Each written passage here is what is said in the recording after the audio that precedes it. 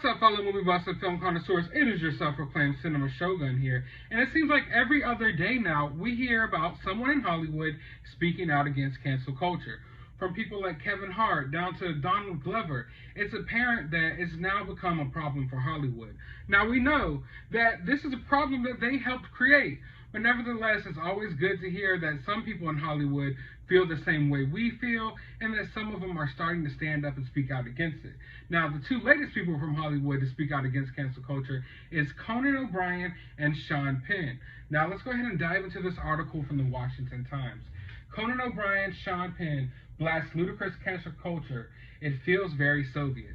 And that's one thing that's for sure. A lot of these people who are down with the cancel culture, they're also down with communism. Regardless if they know it or not, I know a lot of them are unknowingly following up with that stuff. You know, and a lot of these social messages, they don't really know the deeper meaning behind these movements and what's going on. But nevertheless, it is very Soviet-like.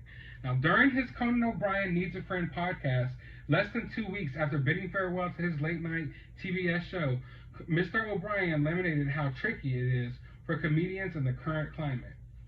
And I gotta know that, and I mean, you as well, you know how the climate is out there right now. You know how crazy it is right now, how easy it is to be canceled. If they're gonna attack you for old tweets, things you said 15 years ago, then just imagine getting up on stage and trying to tell jokes. One thing I love about comedy is I love edgy comedy. I love crude comedy. Tell me like it is, you know, offend me. I don't care as long as I laugh. But it's got to be crazy to do comedy right now.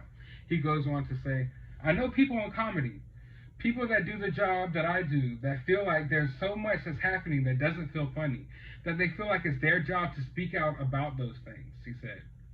And I think, yes, that's great. But it's easy for that to just turn into anger and outrage. And then you feel like you're losing your way as a comedian. I gotta say, just right there, I have to interject and say something right now. There's a lot of comedians that I used to respect that I no longer respect. Now that I follow them on Twitter and see how they are, like it's no longer they're trying to be funny. It's just constantly trying to drive social messages in there 24/7. I feel like there's a big split in comedy right now. We have the people who are totally against the cancel culture and things like that, like people like Joe Rogan, I guess people like Conan O'Brien and stuff like that. And then you have people like Patton Oswalt and people like that who are just scummy. You know, they just sit online all day. They don't even try to be funny. They just sit online and talk crap about the opposing political party and try to drive their ideologies down your throat 24/7. So yeah, I think a lot of comedians are losing their way, not only because some comedians are afraid to be comedians, but other comedians are totally down with this Hollywood agenda and they're driving it home. You know, he goes on to say, and I think that's what gets so tricky right now is the job is, how can I reflect some of what's happening around me, but also for me? I just know that I serve at the altar of silliness and comedy, and that is what I need to try to get back to, he continued. That's where my strength comes, and that's what means sometimes. That's where my strength comes, and that means sometimes. I have to be honest with you. There are times where the news is such that I feel like my comedy can't almost have anything to do with it. And some people might say, well, that's a cop-out. You should make your comedy about what's happening right now. And I just think, frankly, I don't have that ability. There are times when it's embarrassing to be in show business. Now, that's deep. That's deep. And I understand where he's coming from. I mean, the times we're living in right now, you almost feel like you can't joke about them. You feel like there's a seriousness in the air that's different than, you know, past years and past times. Like right now, you feel like much of comedy, a lot of comedy is talking about things that people can relate to, like what's going on in the world right now. But then when you look at what's going on in the world right now, what's going on in America right now, you can't really joke about it because also there's this whole half of America who's taking things too seriously and getting butthurt about everything. Now, Mr. Penn, Sean Penn, agreed that it's a tricky time in comedy. Later in the show, Mr. O'Brien argued that movies such as Milk, the Oscar-winning 2008 drama in which Mr. Penn portrayed the slain gay activist Harvey Milk, wouldn't be cast the same way today because Mr. Penn isn't gay in real life. And that is 100% on the head.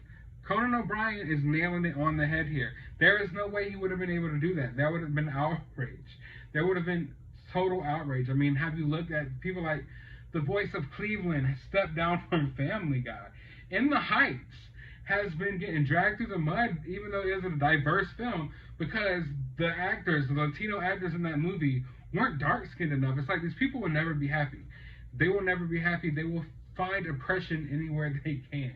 You know, they will find a reason to be offended any way they can.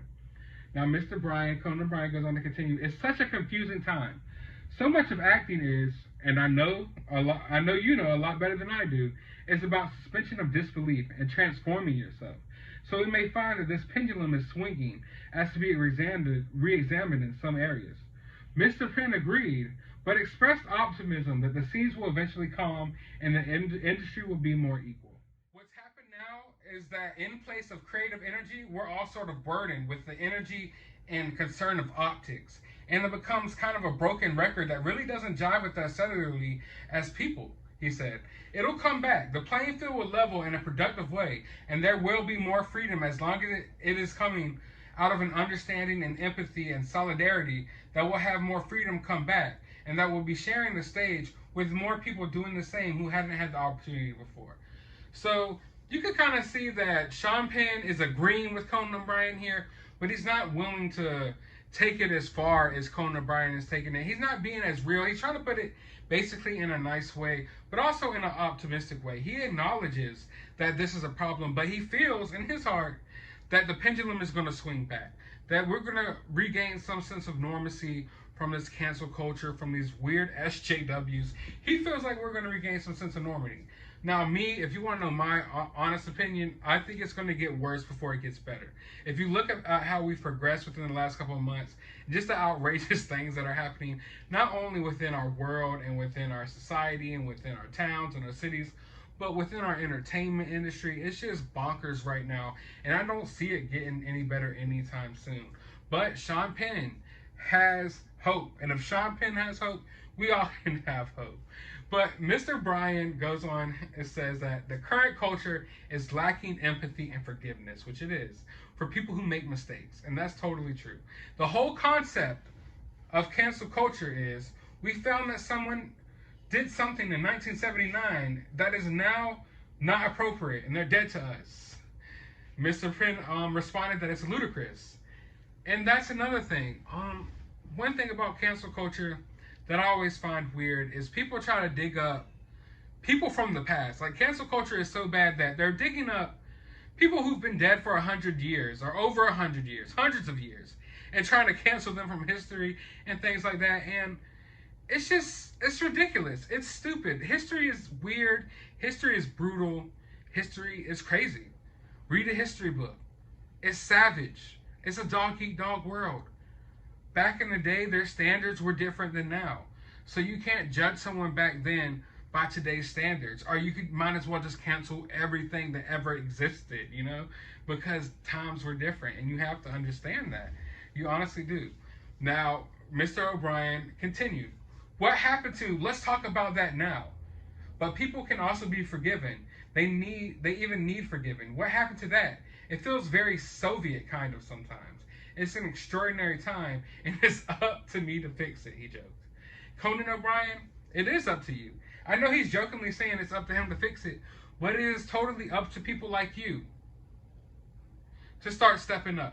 Because us down here, us non-celebrities, we've already been speaking up. I know a lot of people have been speaking up and doing their part, and that's why I made this channel, to do my part, to get pop culture back on track. Because this is just getting crazy. It's getting out of hand with the cancel culture, with the constant political propagandas and social messages being stuffed in our comic books and our MCU and our DCEU and our Star Wars is ruined. It's like, it's gotten to the point where we have to step up and do something about it. And I feel like people in Hollywood, famous people, need to start stepping up and saying something about it as well. I mean, honestly, it's either they're going to pick this side or they're going to pick the side of cancel culture, and cancel culture eats its own. We've seen that with people like Chrissy Teigen.